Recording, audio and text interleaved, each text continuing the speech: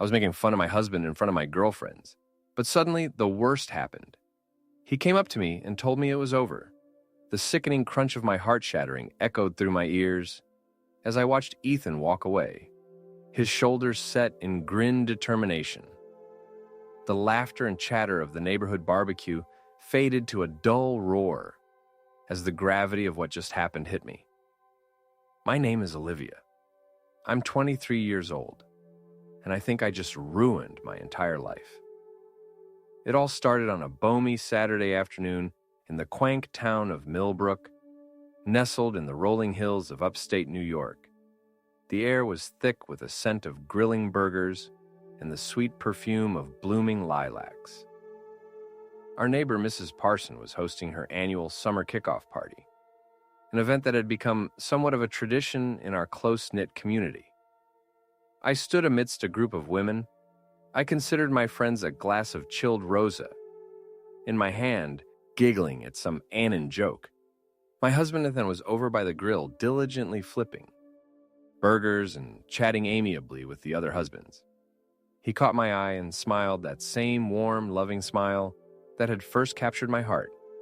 5 years ago, when we were still in college, I should have smiled back. I should have excused myself from the group and gone to give him a kiss to thank him for being such a wonderful partner. Instead, I rolled my eyes and turned back to my friends, launching into yet another story about how Ethan had bent over backwards to please me earlier that week. You wouldn't believe what Ethan did the other day. I began, my voice tinged with a mixture of amusement and disdain. I mentioned offhandedly that I was craving sushi from that place in the city. You know, the one that's impossible to get reservations for. Well, the next day he surprised me with a reservation. For that evening, he'd apparently called in some favor with a client just to get us a table. The women around me, CED, and sighed, expressing their envy. But I wasn't finished, and get this. I continued lowering my voice.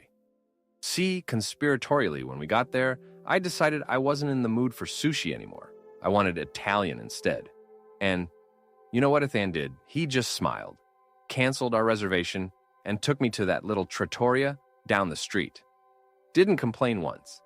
I laughed, shaking my head. I swear, that man would bend himself into a pretzel of if I asked him to, sometimes. I wonder if he has any backbone at all. The laughter that followed my words was cut short by sudden silence. I turned, my stomach dropping as I saw Ethan standing there, his face a mask of hurt and disbelief. The plate of burgers in his hands trembled slightly. Ethan. I began, but he cut me off with a sharp shake of his head. We need to talk. He said, his voice low and controlled now. Now, as he led me away from the group, I could feel the eyes of everyone at the party on us. My cheeks burned with shame, but part of me was still in denial about the severity of the situation. Surely Ethan would forgive me. He always did. We stopped at the far end of the yard, hidden from view by Mrs. Parsons' prizy ranger bushes. Ethan set the plate of burgers down on a nearby table and turned to face me. His usually warm brown eyes, now cold in distance. I'm done. Olivia, he said, his voice barely above a whisper. I blinked, not comprehending. What do you mean, done? I mean, undone.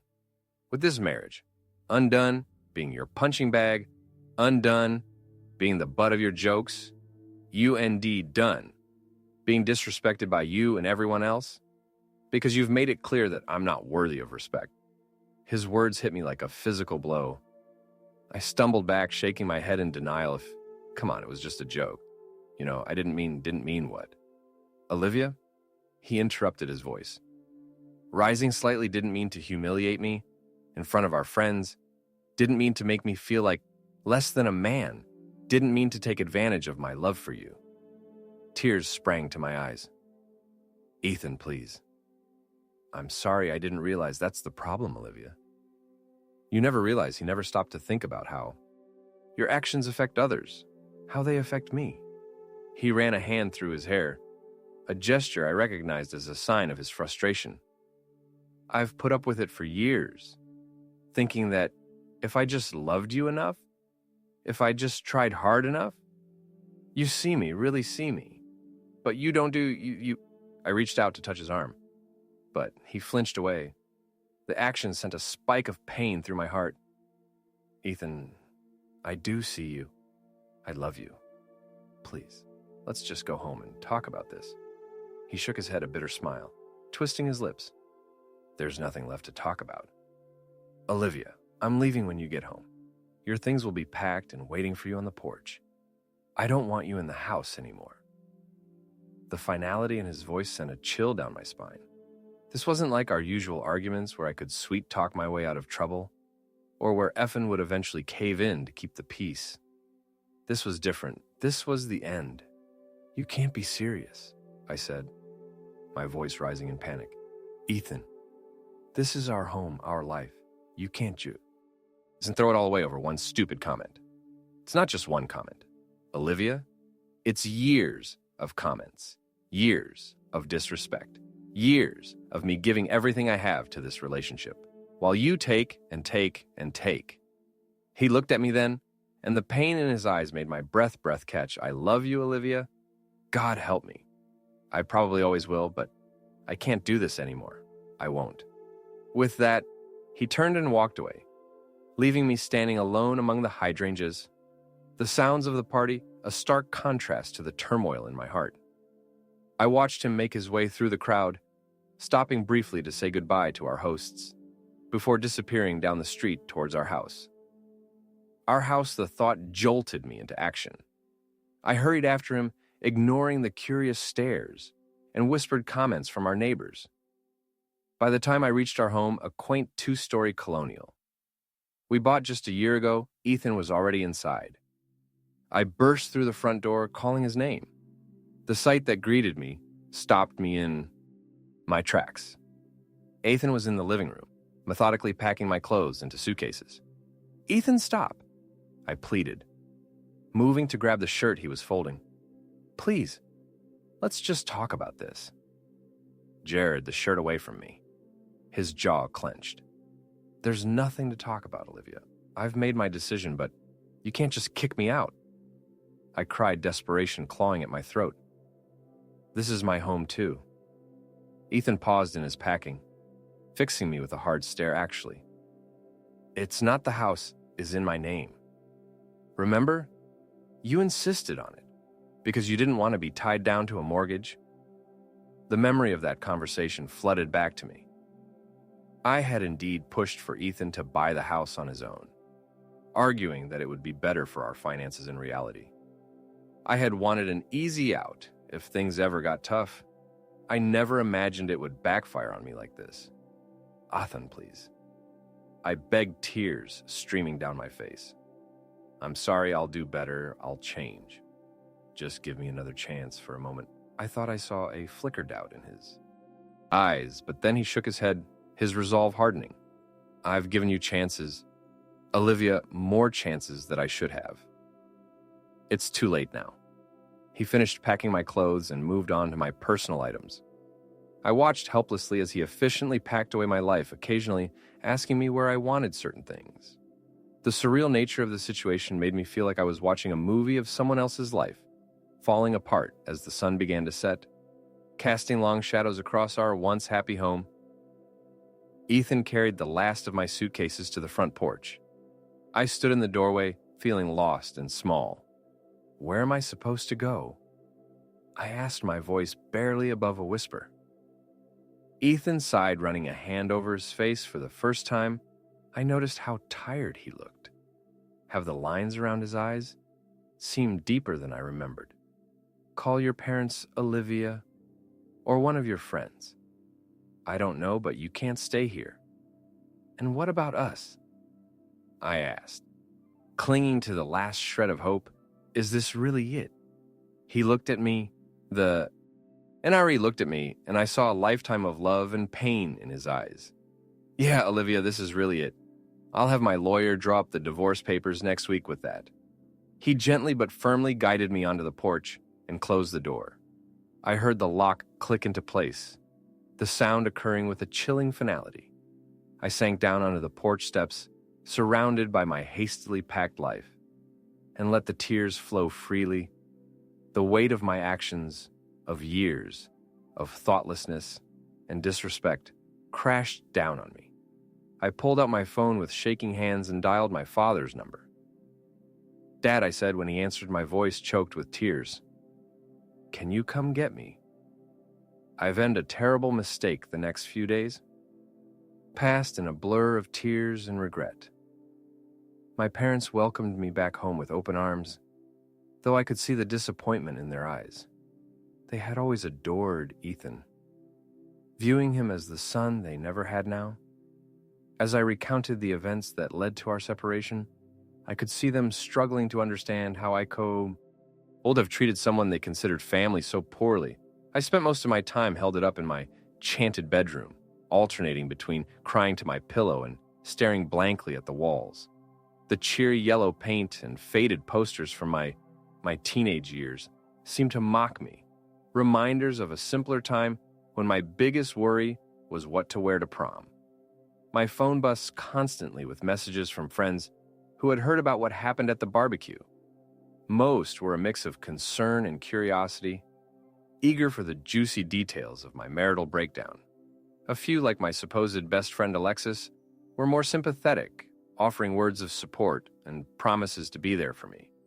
But as the days wore on and the reality of my situation sank in, I began to see these friendships for what they truly were: shallow connections built on gossip and mutual self-interest. None of them really cared about me or my pain. They were just happy to have some drama to discuss over their morning coffee. It was during one of my rare ventures out of my room on a trip to the kitchen for a glass of water that I overheard my parents talking in hushed tones. "I just don't understand how she could have been so thoughtless," my mother was saying, her voice tinged with sadness. "We raise her better than that." My father sighed heavily. "I know, dear, but Olivia's always being well. You know how she is always wanting to be the center of attention, never really thinking about how her actions affect others." "But Ethan?" My mother replied. I could hear the tears in her voice. "He was so good to her, so patient. Remember how he used to bring her breakfast in bed every Sunday?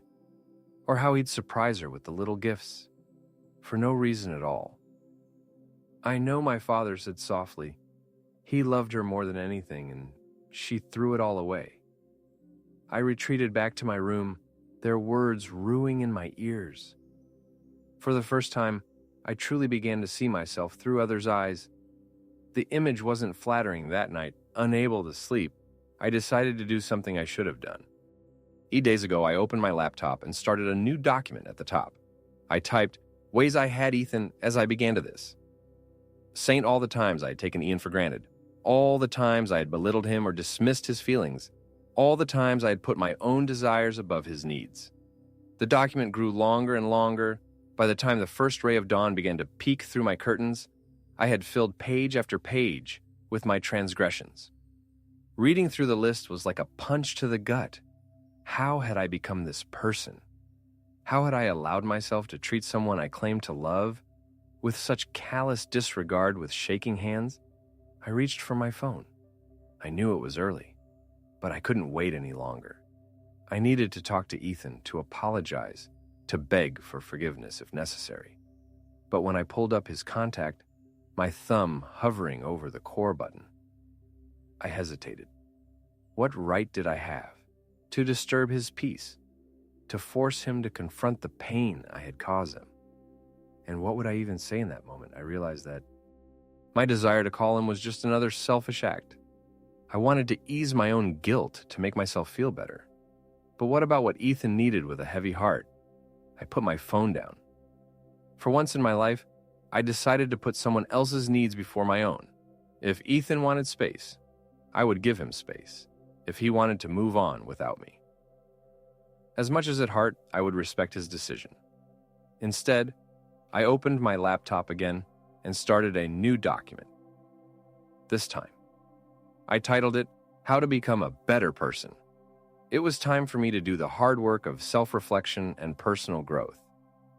Not for Ethan, not to win him back, but for myself, because I never wanted to be the kind of person who could hurt someone they loved. Ever again. The days turned into weeks, and the weeks into months. Life went on as it tends to do. Even when you feel like your world has stopped turning, I remained at my parents' house, slowly piecing together the shattered remnant of my life. The divorce proceedings were mercifully quick and straight. Orward Ethan. Ever the gentleman didn't try to fight me on anything he even agreed to. A small loany payment, despite the fact that I had contributed little financially to our marriage. His kindness, even in the face of our separation, was just another reminder of what I had thrown away. I got a job entry devil position at a local marketing firm. It wasn't glamorous work, mostly data entry and coffee runs, but it was a start for the first time in my adult life. I was supporting myself, learning the value of hard work and the satisfaction of earning my own money, my social life. Once the center of my world had dwindled to almost nothing, most of my so-called friends had drifted away. Once they realized I was no longer a source of gossip or entertainment, Alexis stuck around for a while, but even she eventually stopped calling when it became clear that I was no longer interested in our old lifestyle of parties and mindless chatter, the silence and solitude. Once my greatest fears became my teachers in the queue. Yet of my room, with only my thoughts for company, I began the hard work of self-improvement. I read self-help books, started journaling, and even began seeing a therapist to work through my issues. Dr. Larson, my therapist IST, was a kind but nuanced woman in her 50s. In our sessions, she helped me unpack years of selfish behavior and skew perceptions. Olivia, she said during one particularly difficult session, have you ever considered why you felt the need to belittle Ethan in front of your friends? I shrugged, picking at a loose thread on the arm of the chair. I guess I thought it made me look good, like I had this great guy who would do anything for me, and I was so amazing, that he put up with anything. Dr. Larson nodded thoughtfully. And how do you think that made Ethan feel? The question hit me like a ton of bricks. For perhaps the first time in my life, I truly put myself in Ethan's shoes. I imagined how it must have felt to constantly be the butt of jokes, to have his love and devotion mocked and the Ken for granted horrible, I whispered. Tears well in my eyes, it must have made him feel so small, so worthless. Exactly, Dr. Laren said gently. Olivia, true love isn't about control of showing off. It's about mutual respect, support, and kindness. It's about lifting each other up, not tearing each other down. Her words stayed with me long after the session ended. I began to see all my past relationships, not just with Ethan, but with friends and family as well. In a new light, I realized how often I had prioritized my own needs and desires over everyone else's, how I had used people for my own gain without considering their feelings. It was a painful realization, but a necessary one. I knew that if I ever wanted to have healthy relationships in the future, I needed to make some serious changes one day. About 6 months after the fateful barbecue, I ran into Mrs. Parson of the local grocery store. I had been avoiding most of our old neighbors, too ashamed to face them after the way things had ended with Ethan. But here was no escaping the kind Fayak woman, as she spotted me in the produce aisle. Olivia, dear? She called out, pushing her cart towards me.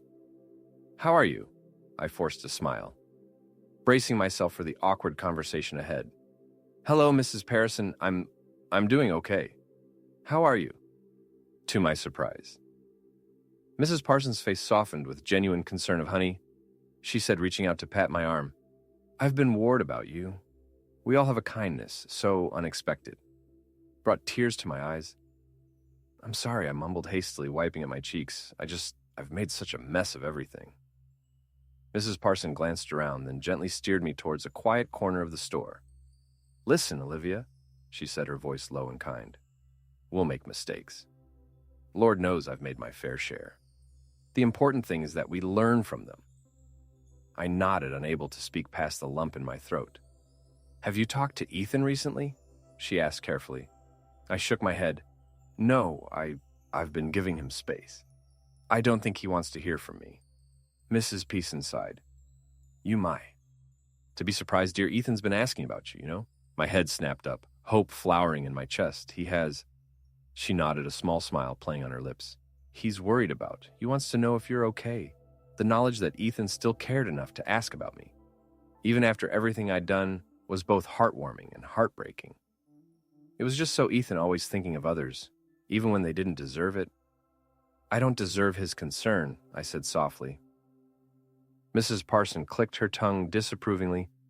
"None of that. We all deserve compassion, Olivia, even when we've made mistakes." Especially then, she reached into her purse and pulled out a small notepad and pen, quickly scribbling something down. She tore off the page and handed it to me. "This is Ethan's new number. She said he changed it a while back. I think he might appreciate hearing from you." I stared at the number, my heart racing. "I don't know if I can," I whispered. Mrs. Parsons squeezed my arm gently. "You don't have to decide, right? No. I'll just think about it, okay?" I nodded carefully, folding the paper and tucking it into my pocket as Mrs. Parsons said goodbye and continued with her shopping. I stood there, feeling as if the world had shifted on its axis that night. I sat on my bed staring at the piece of paper with Ethan's number. My phone lay beside me, silent and accusing. I picked it up, my fingers hovering over the keypad. What would I even say? How do you apologize for years of thoughtlessness and disrespect? How do you ask forgiveness from someone you've hurt so deeply in the end? I decided on a text. It felt cowardly, but I knew if I heard his voice, I might lose my nerve completely. "Ethan," I typed, my hands shaking slightly. "It's Olivia. I know you probably don't want to hear from me, and I completely understand if you don't respond. I just wanted to say, I'm sorry. Not just for what happened at the barbecue, but for everything, for all the times. I took you for granted for all the times I made you feel less than the amazing person you're. You deserve so much better. I'm truly deeply sorry for the pain I caused you. I hope you're doing well and finding happiness. You deserve it more than anyone I know." I hit send before I could second-guess myself, then promptly threw my phone across the room as if it had burned me. My heart was pounding and I felt slightly nauseous. What had I done for the next few hours? I alternated between pacing my room and staring at my phone, waiting it to buzz with a response. But as the night wore on and no message came, I began to accept that Ethan had moved on, and really wasn't that what I wanted for him to be happy, even if it meant a life without me in it. Just as I was about to give up and trying to get some sleep, my phone lit up with a new message, my heart and my throat. I opened it. "Olivia," it read, "thank you for your message. It means a lot to hear that from you. I hope you're doing well too. Take care." It wasn't much, but it was something a small olive branch extended across the cham I had created between you. As I lay in bed that night, I felt a glimmer of something I hadn't experienced in months. Hope the next few weeks passed in a BL of work therapy sessions and quiet nights at home. I threw myself into self-improvement with a fervor that surprised even me. I started volunteering her local animal shelter, finding joy in caring for creatures that ask for nothing but love. In return, I took up yoga and meditation, learning to quiet the constant chatter in my mind and find peace and stillness. Ethan and I exchanged a few more text messages, each one cordial but distant. We didn't discuss getting back together or even meeting in person. It was clear that while he no longer harbored anger towards me, the trust between us had been irreparably broken. It was during this time that I ran into an old acquaintance from the neighborhood, Sora. She had never been part of my inner circle, mainly because my friend Alexis had some sort of unexplained issue with her, but now free from the toxic influence in my former far. Ions. I found myself genuinely enjoying Sarah's company.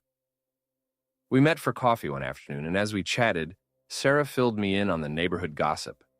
I listened with a mixture of interest and detachment, realizing how much I had changed in the past months, the petty dramas that once consumed my life, now seeing trivial and unimportant. And get this? Asara said, leaning in conspiratorially, your ex-friends, Alexis, Tina, and the rest. I nodded, a sense of unease creeping over me. Well, word on the street is They've all been trying to get with Ethan. Sar set her eyes wide. Can you believe it? The same women who used to laugh at your jokes about him are now falling all over themselves to catch his attention. The news hit me like a punch to the gut. I felt a confusing mix of emotions, anger at my former friend's disloyalty, jealousy of the thought of Ethan with someone else, and a deep, aching sadness to the relationships I had destroyed. Has he shown interest in any of them? I asked, trying to keep my voice steady. Sarah shook her head. Not from what I've heard, Ethan's been keeping to himself. Mostly focuses on his work, goes to the gym a lot. It seems, I don't know, more confident somehow. I nodded, a small smile, chewing at my lips, despite the pain in my heart. That sounded like Ethan using adversity as a chance for personal growth, he nerved Sora said softly. Reaching out to touch my hand, I never really understood why you and I were closer.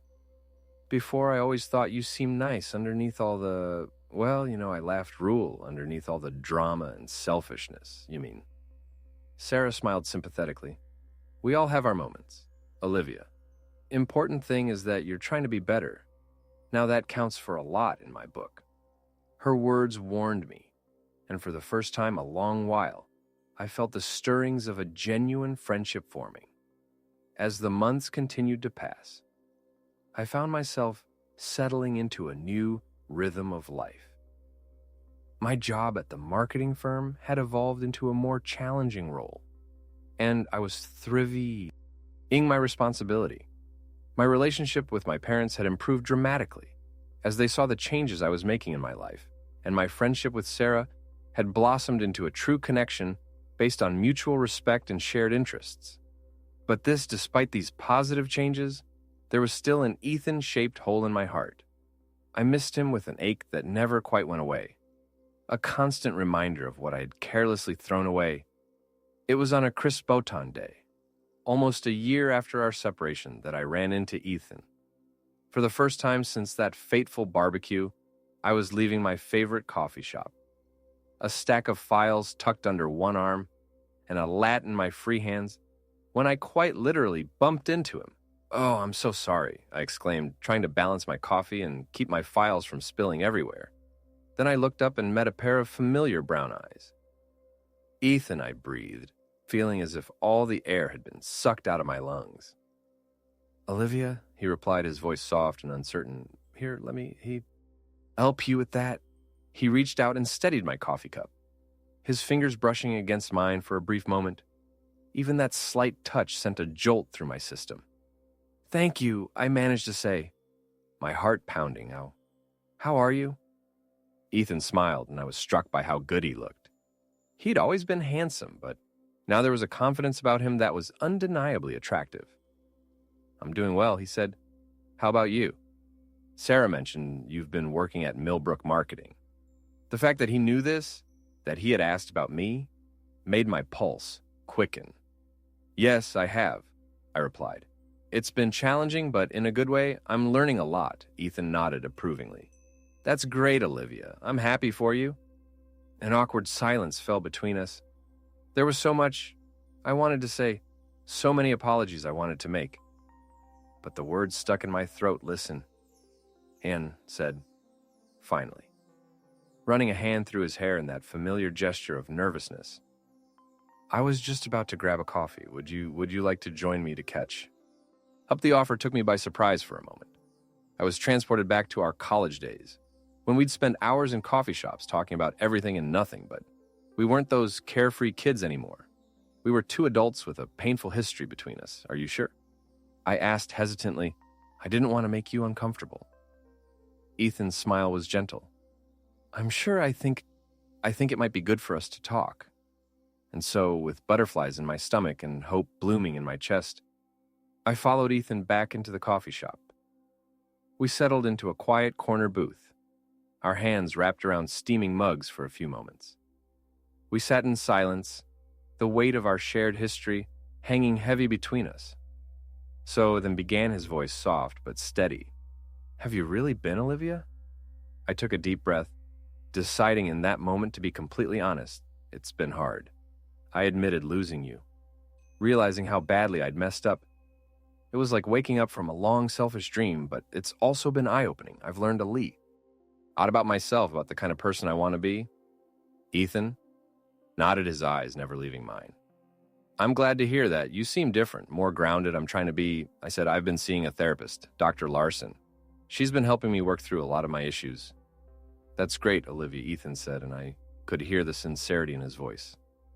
I'm proud of you for taking that step. His words brought tears to my eyes. Thank you, I whispered, Ethan.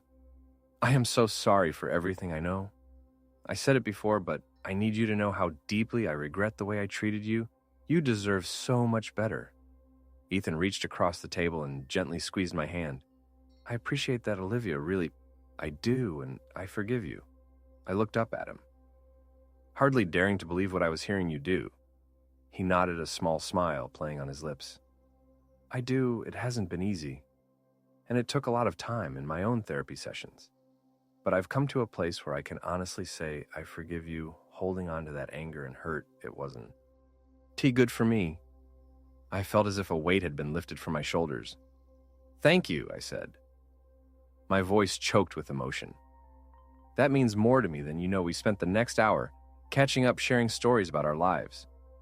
Over the past year, Ethan told me about his promotion at work, his newfound passion for rock climbing, and the stray cat he'd adopted. I told him about my job at my volunteer work at the animal shelter, and my budding friendship with Sarah as our conversation drew to a close. I felt a bittersweet ache in my chest. It had been so good to talk to Ethan again, to laugh with him and share our lives. But I knew that this didn't mean we were getting back together. Too much had happened. Too much. Trust had been broken. This was nice, Ethan said as we stood to leave. UNG glad we ran into each other. Me too, I replied, smiling through the tears that threatened to fall. Ethan, I know things can never go back to how they were before. But do you think we could be friends? Ethan was quiet, for a moment considering. Then he smiled, that warm, genuine smile that had always made my heart skip a beat. I'd like that, Livia. I think we could try. As we said our goodbyes and went our separate ways, I felt a mix of emotions swirling within me. Sadness for what we had lost. Joy for this new beginning, and hope for what the future might hold. Walking home that evening, I reflected on how much had changed. In just 1 year, I had lost so much: my marriage, my friends, my sense of self. But in losing those things, I had gained something far more valuable: self-awareness, personal growth, and the chance to become a better person. I knew the road ahead wouldn't be easy. Building a friendship with AAN would require patience, understanding, and a level of emotional maturity I was still working on.